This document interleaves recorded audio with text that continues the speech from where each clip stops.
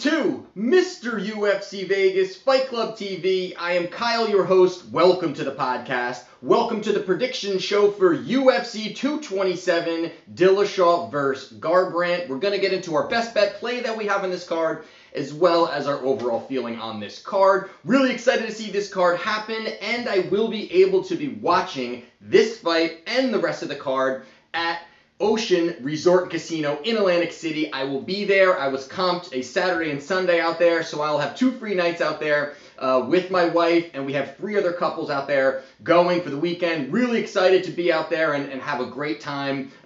Excited it's the new casino that's in Atlantic City, so excited to really just enjoy ourselves out there. So I know that we 2 weeks ago we were at the beach for the week with the family. This is going to be more the adult vacation for me and my wife, and we're excited to be out there and with some friends and family. So definitely give you guys a little bit of a tidbit of our trip and really what we're going to be doing out there. So when I do the bet review show, which will probably be middle of next week because I don't really return until Monday.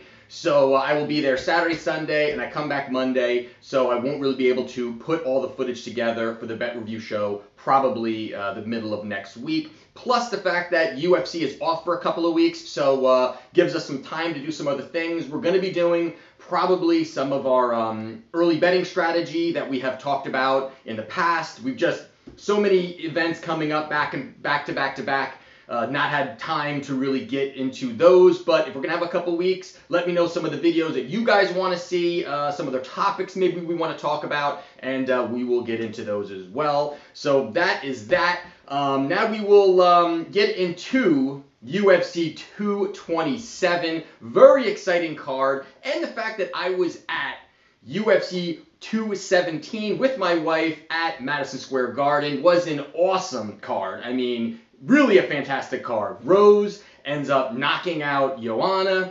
TJ ends up finishing Cody. And George St. Pierre ends up finishing Bisping. I mean, it was one of the most unbelievable experiences of a live fight that I've ever been at. I mean, I've been at UFC 200. I've been at some other events. The one in Atlantic City that we did some videos on there.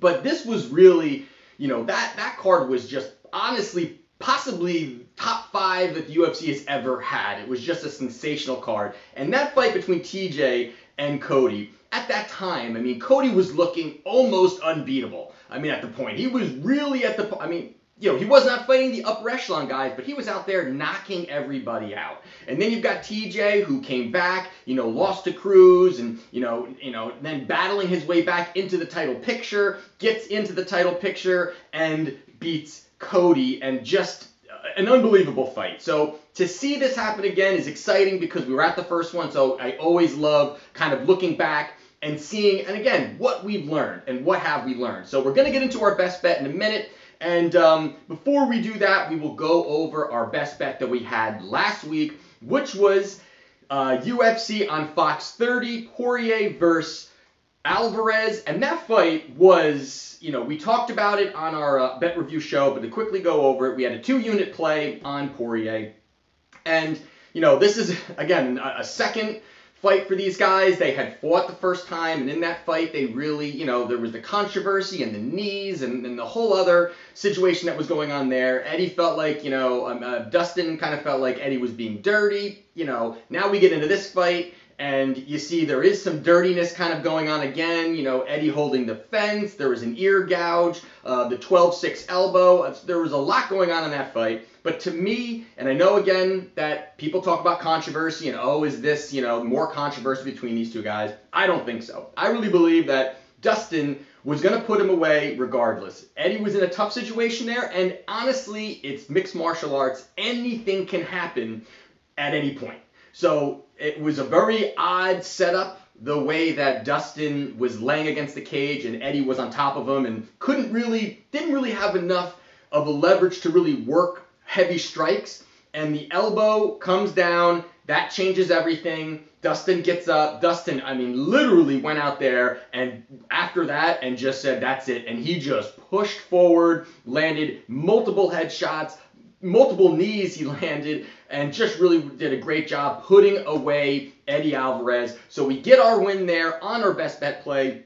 So our best bet play for the year is 21 wins, 9 losses, plus 18.48 units for the year. So at 70% for the year, again, I really want to push for that 75 to 80% by year's end. Would be a fantastic feat and an astronomical feat to get to that point by year's end. So hopefully we can keep pushing forward. So we will now get into UFC 227 and the card. And as I was breaking down this card, you take a look at some of these fights here, and a lot of them are just such big, and I'm a main card kind of better.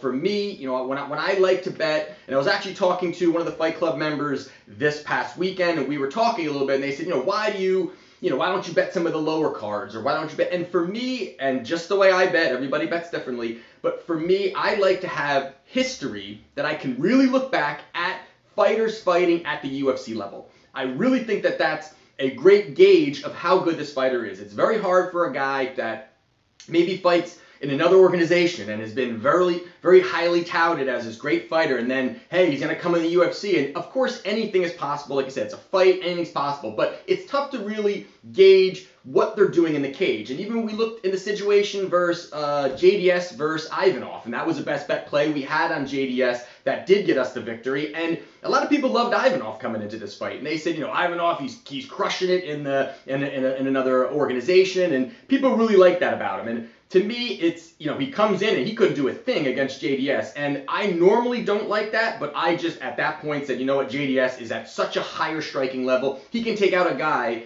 that looked great against average guys. So in situations where I like to look at the main event, I like to focus on them. The main event is definitely where I love to place my money. I just think that's where you really can see where these guys are in their careers. And at least fighters that are at the main card level, or at least they're fighting, they've been in the UFC for quite some time, that is at least where you can get a little bit more history and leverage that to try to handicap the fight a little bit better. So when you go into here, you've got, Cub versus Mercado. I mean, you got Mercado's, minus 380. You've got Cub at plus 315. I mean, that's just such a wide range. It's, it's just stay away from me. I mean, I think Mercado is going to get the victory, but it's such a wide range where Cub's got a shot. Cub is a tough veteran, crafty fighter, but I feel he's such on the downswing. Mercado's on the upswing.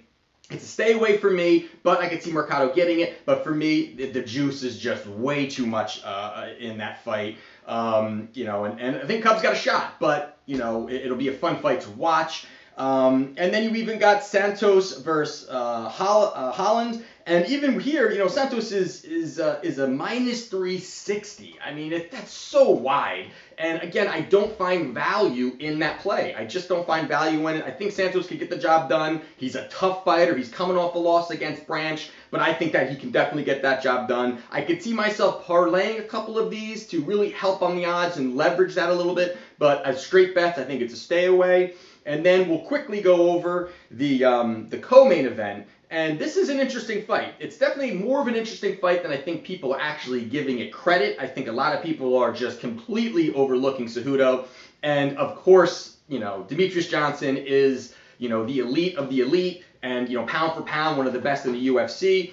Odds right now, you've got Johnson is minus 480. And you've got Cejudo at plus 380. So, I mean, that's extremely wide, and rightfully so. But Cejudo's got a shot here. I mean, there's no doubt Cejudo has a chance. He's a world-class wrestler. He's got a chance. And the last time that they fought, that was, I think Cejudo had been in the UFC for like a year. So hopefully he's grown, and it makes it a little bit more of a competitive fight. I think a lot of people, even Demetrius, I think is completely overlooking Cejudo. And there's a lot of talk now about the winner of this fight in the main event, possibly fighting Demetrius. So it could get interesting. I think if TJ wins, it could be Demetrius then fights him. If Cody wins, it could be a third fight. So it'll be interesting that they're on the same card. So we'll see what happens there and if there's some call-outs at the end of each of those fights. But again, I think Demetrius gets the job done, but the juice is just way too high for me. So to get into our best bet play, again, our best bet play is 21 wins, 9 losses, plus 18.48 units for the year, 70% hitting this bet. So I'm going to do it on the main event of the evening. I'm sure you all realize that at this point, and it will be between Cody versus TJ. So, breaking down this fight, in the very beginning when I took a look at this fight, I wasn't sure where I wanted to go. And the more I kind of said, maybe I'm going to stay away from this fight. And the more I was really diving into the footage, which we will get into, what I saw, things that I think that can be exposed, that cannot be exposed, and what I really saw. And there's a lot to really take in from that first fight that they had, as well as their past fights and what has happened. So if you take a look here, Cody is 11-1. He's a minus 104. You've got TJ, he's 15-3, and he's minus 116. So a pick 'em at this point between these two guys, right down the middle, and rightfully so. Now we will first, we'll first go into Cody here. And 3 fights ago, he fought Mitsugaki. And Mitsugaki, he's 21-11. Not a bad fighter, veteran, been around. Don't really put too much emphasis on this fight. Cody went in there and literally obliterated Mitsugaki in that fight. In the first minute, landed some bombs, put him away. It's really what Cody does, what he has done at least up to this point. He went in and he would just go forward and press and really just put that so much pressure on, and his hand speed and his power was just way too much for a guy like him. He puts away Mitsugaki. That was one of a victory for him right there. Then you've got a very interesting fight here, and we'll dive into this a little bit, is between Dominic Cruz. Now, Cruz versus Garbrandt. This was for the title. This was Cruz coming off a victory against TJ to retain the title. And this fight here, Dominic Cruz, obviously one of the best in that division ever, arguably, and Cody coming in, the young rookie coming in, and this was 2 guys that did not like each other. It was again going back to, the gyms and the whole situation there that was going on. But if you take a look at this fight and you really break it down, Cody, and you kind of leverage what was going on in this fight to what actually happened in TJ versus Cody their first time.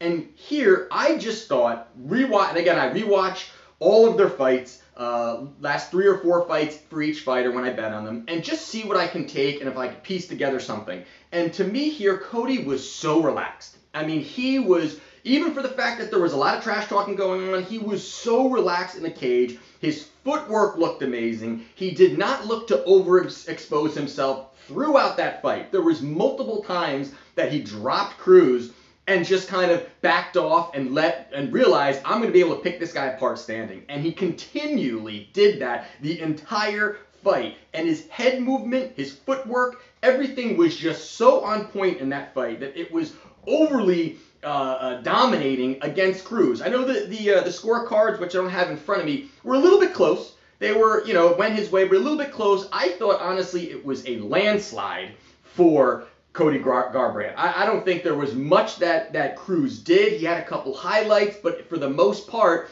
there was not much that he did, in my opinion. There was really not much that Cruz really did, in that opinion. And a lot of times, Cody moved forward, and Cruz just had no answer for the combinations. The hand speed was so fast that Cruz didn't really have much. And Cruz likes to leave his hands low when he's throwing his combinations. He likes to start low, and Cody's got his hands up quick. And the way that they exchanged, it was just constantly you were seeing Cody win those exchanges. And it was very impressive against a guy like Cruz, who a lot of people, again, say arguably one of the best. Coming back, beating TJ, and then comes back and literally, in my opinion, gets humiliated against Cody, dropping him. Cody's dancing around the cage.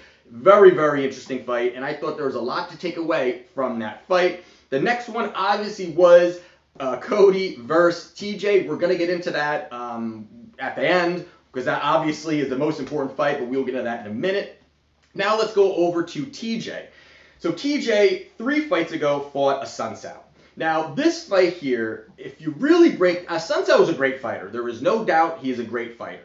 But when you really break down the type of fighter that a Sunsao is, and a Sunsao is very flat-footed. He's short, His reach isn't there, and he doesn't have much head movement. He keeps his head on the center line. He doesn't really have a lot of flashy combinations. He's got some power, but it's just there's not much that he can piece together against a guy like TJ, because TJ's footwork is tremendous. I mean, there's no doubt about it. He's got some of the most awkward, terrific footwork that you can see in the UFC. I mean, the way that he bounces around the cage, the way he switches his stance, he's southpaw. He goes back and forth, kind of moves around. You're not really sure where the strikes are coming from, and that's been something he's done throughout his career. And against Assunção, he just dominated Assunção. Assunção looked confused in there, did not have any kind of opportunities to really work any combinations. And just the speed from TJ compared to Assunção was like night and day. I mean, there was really no opportunity for Assunção to really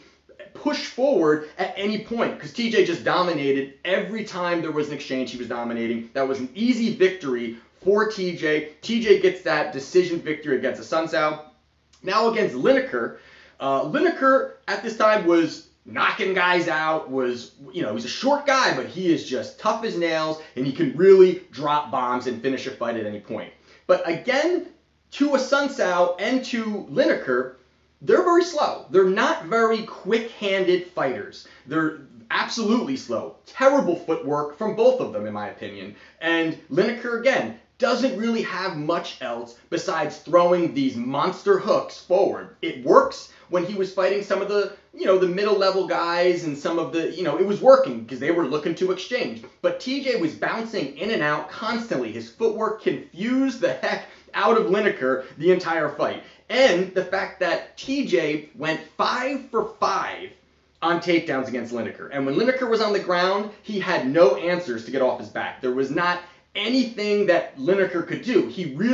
Lineker in general lacks movement. And that against a guy like TJ, who is going to expose that throughout the fight. I mean, there were literally points where I think TJ almost was not laughing at him, but it was just way too easy for him to take down Lineker. Way too easy. I mean, literally the second half of that fight, it was all on the ground. I mean, he was just pounding out Lineker. He knew that Lineker could not stop the takedowns. He knew Lineker couldn't get up. So, I didn't really see much there that really shows, this is going to be a tough fight for him. Lineker, the hand speed was so below par for Lineker that TJ exposed that. TJ gets the easy decision victory there and wins another fight. And that now puts us to their first fight at UFC 217, an extraordinary card, as we were talking about, that I was in attendance there. Now this fight here, there was a ton of trash talk. There was a ton of buildup. These guys, of course, again, with the gym situation and alpha male, and they're all going at it and switching teams and the whole situation. There was a lot of buildup to that. And this fight here now seems like, not like it's gone away, but I really feel like Cody seems a little bit more focused, and maybe TJ does too, that they're saying, listen, the first fight was the first fight. This is such an important fight, this second one now, that TJ now could really push Cody out of the conversation for a title shot in this division for, it could be years. Cody's got the opportunity to come back, of course, if he loses, but like we've seen Johanna. Johanna, she loses twice against Rose. It's going to be a road for her. She just won one. It could be 2 more fights before she sees Rose, if Rose continues to retain that title. So this is a very important fight. And at this point, Cody, 11-0, knocking guys out, had a brilliant performance against Cruz, and now TJ and him step into the cage. Now, the first round to me, and again, I rewatched it last night, that first round, there was a lot of missing coming from TJ. TJ just really could not, he was struggling to really find the distance and find his range. The whole time in that first round, he was throwing a lot of leg kicks that Cody was backing up and completely missing. There was a lot of pushing forward from Cody, big combinations that really pushed TJ against the fence. He would bounce outside, and Cody, and the one thing that TJ has is he definitely has more weapons. I mean, there's no doubt about it that he's got the kick. He's got that head kick. He's got that low kick. He kind of almost, he really covers it well, and he doesn't just throw a naked kick. He most of the time will kind of cover it up and really hide it behind a couple other options that he uses from his striking. And Cody more uses his leg kicks as distance control, where he's going to push him forward. He's going to throw a kick to kind of back up his opponent. That's more what he does. He's not looking to really as much damage as he is just for distance control to work his boxing. And now he was 32-1 as an amateur boxer. He's got a lot of power. He's got a lot of speed. And in that first round, I think that really showed tremendous cage movement, hand speed. His head movement was phenomenal in that first round. Really was phenomenal. And I think that first round, going in, obviously, and with 5 seconds left, in that first round, Cody lands a bomb, drops TJ, the round ends, and, TJ gets up and, kind of, almost like he was, a drunk guy walking around, couldn't really, get his feet underneath him, and gets to the corner. And I think that punch was actually the worst thing that could have happened to Cody in this fight. Honestly, I believe that. I'm going to tell you why. But, it was such a big moment and so close with maybe if there was possibly, who knows, but if there was 30 seconds, 20 seconds, whatever it may be, left in that fight, there's a very good possibility that Cody ends that fight in the first round. And it would have been impressive fashion, and all of a sudden people really start to think about this fight in a different light, if that happened. Now, of course it's an if. Easier said than done. So now Cody and TJ are in the corner. And one of the things that I heard that Cody's corner is saying, they start saying pressure him. They're saying push him. They're really pushing Cody they're basically saying what you did in that first round, kind of keeping distance, head movement, staying outside, working your boxing, bouncing back out. It was basically the exact formula that Cody had against Cruz. He did not stand and just look and just trade with Cruz. He pressured Cruz, but he didn't just look to just let me stand in front of you and let's just bang. Yes, there's absolutely Cody has power, but the fact that his confidence level and his mentality of the fight and his perception of the fight changed. Everything changed. When you take a look at after that first round going in that second round, Cody looked like he was like, I'm going to end this fight. I'm absolutely going to end this fight. So they go into that second round, and I feel like just the way that he was dictating his movement and his pressure and the way he was in the cage, you could tell, one, that TJ no longer was bouncing around the cage. TJ absolutely, again, his footwork is tremendous. He kind of moves like Cruz a lot, very awkwardly around the cage and not really sure where those strikes are coming from. And in that second round, TJ did not have that movement. He was very flat-footed, and that was, I think, really, again, where Cody says, I got him. I'm going to end this fight. And a lot of talking. He got into a little bit more of his showboating, which he does. He does do it. But it went from a lot less showboating in that first round to he thought he absolutely had TJ in the second round. And that was when the head kick comes. That threw off Cody. Cody then looked to pressure. His strategy went out the window. It just went completely out the window. He went from having this perfect strategy that he used against Cruz to win his title, and in that first round, he used it, and then in that second round, he absolutely did not use it. So they go in the exchange. Obviously, there was a big exchange. TJ gets the best of it, puts away Cody. It was a lot happened in that round, a round and a quarter, a round and a half of that fight. A lot to break down. And when you really take a look at it, could it have ended in that first round? Who knows? You can't really hang your hat on that. And the people that like Cody may say, oh, he could have ended it. And the people that want, TJ are saying, oh, well, it didn't end. That's not the argument. The argument is what really was happening in that fight as a whole and what was going on. And I really feel like the more you break it down, I'm leaning towards Cody. And I start to more and more break it down, and I just feel like he's a master counterpuncher. His hand speed, his head movement, his ability to stop takedowns. And a lot of people say, hey, maybe TJ is going to start doing a lot of takedowns in this fight. Maybe there's an opportunity to do that. TJ has 100% takedown defense. Not like he's faced a bunch of wrestling monsters in the cage, but there is, without a doubt, he's able to stop them. And in that first fight, there was maybe one or two shots for TJ to go in and go for the takedown, and Cody made beautiful stops, beautiful being able to sprawl, push him away, and that was it. So Cody, again, with being at Team Alpha Male, they're going to really push his wrestling because his striking is already phenomenal.